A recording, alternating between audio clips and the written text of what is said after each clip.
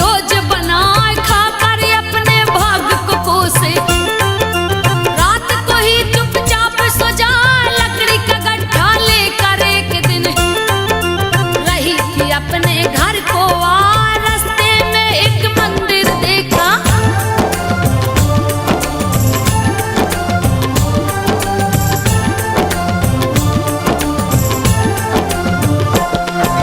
रास्ते में एक मंदिर देखा उसमें राम रही फरमान रख दिया लकड़ी का गड्ढा। घुस गई मंदिर में जा उसमें माँ की मूरत देखी। जो माता संतोषी कहा बहुत सी स्त्रियां उसने देखी। सब पूजा की थाल सजा लगी पूछने स्त्रियों से क्यों सब आरती थाल सजा फल क्या होता इससे बोली। सारी बातें दो समझा एक स्त्री ने उसे बताया।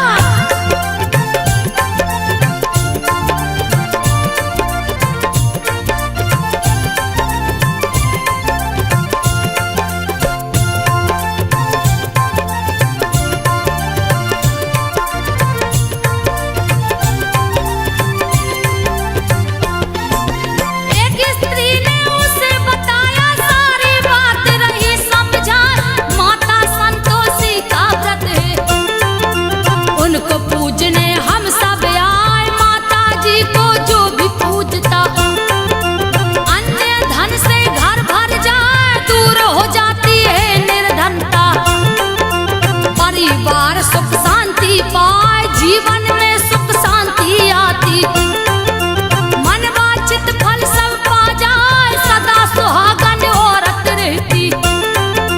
कन्या मन के योग्य वर पाए सुख संपन्न हो जाते प्राणी।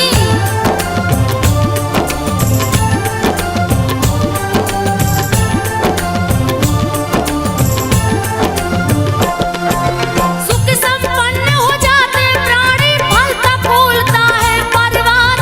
निसंतान को लड़का होता खुश होता संतान को पाए परदेसी घर वापस आता।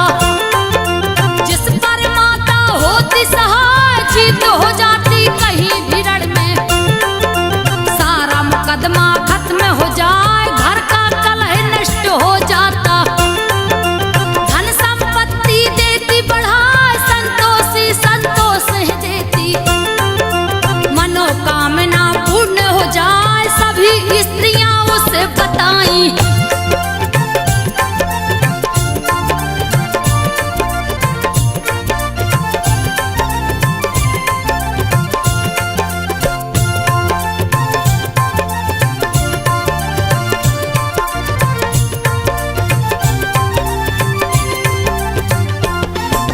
सभी स्त्रियां उसे बताई व्रत की विधि पूछी सिरनाए।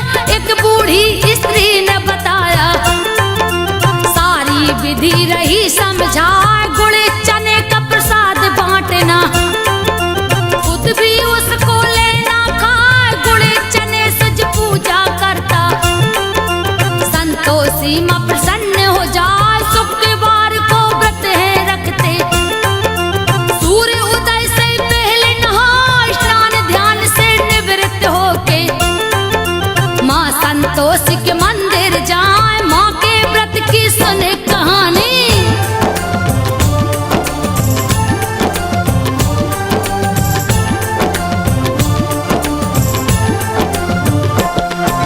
माँ के व्रत की सुनो कहानी। जा मंदिर में ध्यान लगा मंदिर में यदि जा न सको तो घर में लो मूर्ति बनवाए। मूर्ति भी घर नहीं बने तो उनका फोटो लो मंगवाए। मंदिर छोटा घर में बनाकर माता की पूजा की जाए। खट्टी चीज को खाना नहीं है परिवार भी कोई न खाए। पूछ लिया माता के व्रत को सुन के विधि गई हर साल। करूंगी व्रत संतोषी माँ का।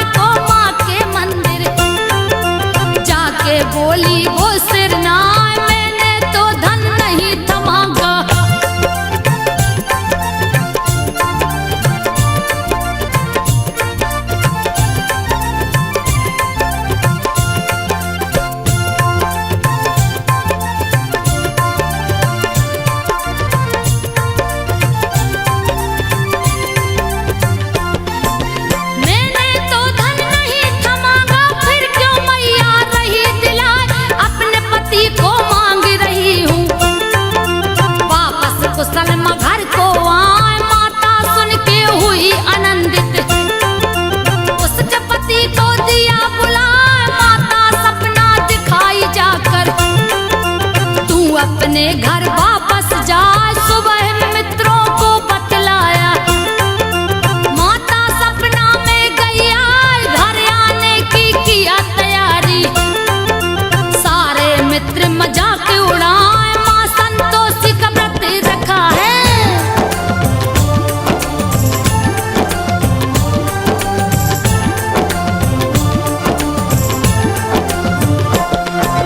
माँ संतोषी का व्रत रखा है, सारा सामग्री लिया जुटाए व्रत रखा है माता जी का। सारे ग्राहक धन लौटाए किया तैयारी घर आने की। पत्नी उसकी जंगल जाए बोझ हुआ लकड़ी का भारी।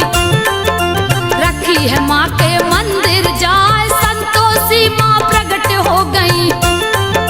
उसको बोली है समझा तेरा पति वापस आया है।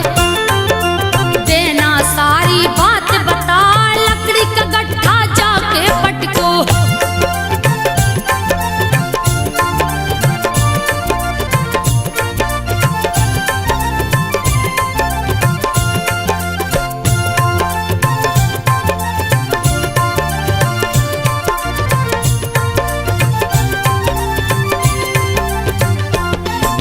लकड़ी का गट्ठा जाके पटको, सासू से बोलो सिरनार चोकर की रोटी दो मुझको। आज गई हूँ बड़ी भुकाय खाली है नारियल की कटोरी। इसमें दो पानी मंगवा माता जी की सारी बातें। घर जा करके दिया सुनाए पति ने सारी बातें सुन के। माता से बोला सब चाहे कौन भिकारन है यह माता। सारी बातें दो बतला यही तो तेरी बहू है बेटा।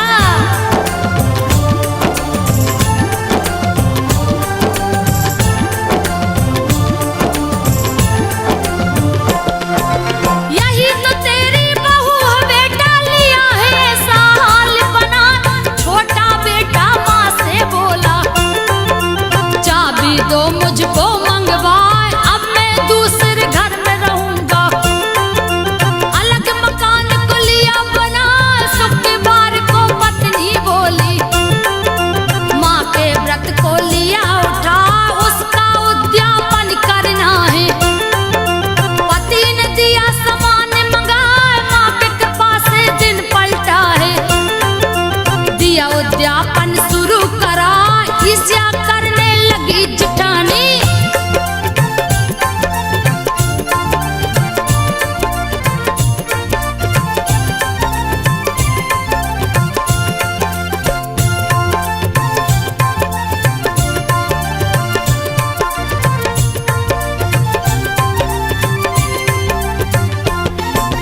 ईर्ष्या करने लगी जिठानी, बच्चों को है रही समझा जाके खट्टी चीज मांगना।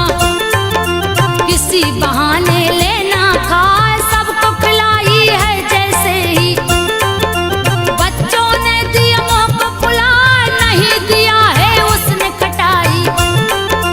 पैसे को दे दिया है जाए, पैसा लेकर खरीद खटाई। सभी ने लिया है मुँह से लगा, उसके पति को पकड़ ले गए। राजा के सिपाही आए, माता का व्रत भंग हो गया।